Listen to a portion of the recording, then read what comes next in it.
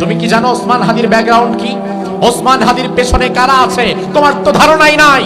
তুমি মনে করেছো তোমার মতোই একজন লাফাঙ্গা যুবক ছিল ওসমান হাদি।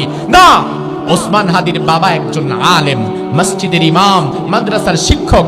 ওসমান হাদির ভাইরা আলেম, এক একজন কামিল মাদ্রাসার মুহাদ্দিস, কামিল মাদ্রাসার প্রিন্সিপাল।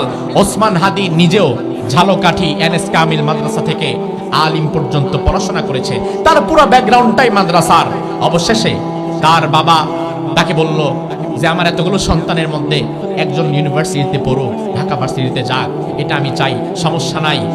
তুমি যেহেতু আমার ছোট সন্তান, তুমি যেতে পারো ঢাকায়, তুমি সেখানে পড়াশোনা করতে পারো, তবে তোমার প্রতি আমার আদেশ হচ্ছে জমিনে যতদিন বেঁচে থাকবা অন্যায়ের সাথে আপোষ করবা না, ইনসাফের পক্ষে থাকবা, হকের পক্ষে থাকবা। এই মর্মে যদি ওয়াদাবদ্ধ হতে পারো তাহলেই তুমি যেতে পারবা। মৃত্যু পর্যন্ত ওসমান হাদি তার বাবার দেওয়া কথা ঠিক রেখেছেন। মৃত্যু পর্যন্ত জালিমের সাথে আপোষ করে নাই, বাতিলের সামনে মাথা নত করে নাই।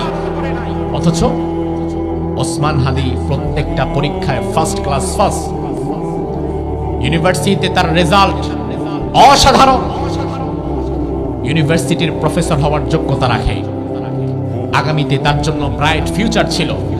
গাড়ি বাড়ি ব্যাংক ব্যালেন্স সব তার জন্য তৈরি ছিল। এই সব বাদ দিয়ে শাহাদাতের ঈদগাহে শামিল হওয়ার মতো ঈমানি শক্তি কোত্থেকে পেল?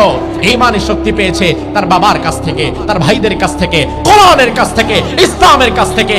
কারণ তার ব্যাকগ্রাউন্ডটা ছিল কোরআনের ব্যাকগ্রাউন্ড, তার ব্যাকগ্রাউন্ডটা ছিল মাদ্রাসার ব্যাকগ্রাউন্ড। সুবহানাল্লাহ বলবেন না?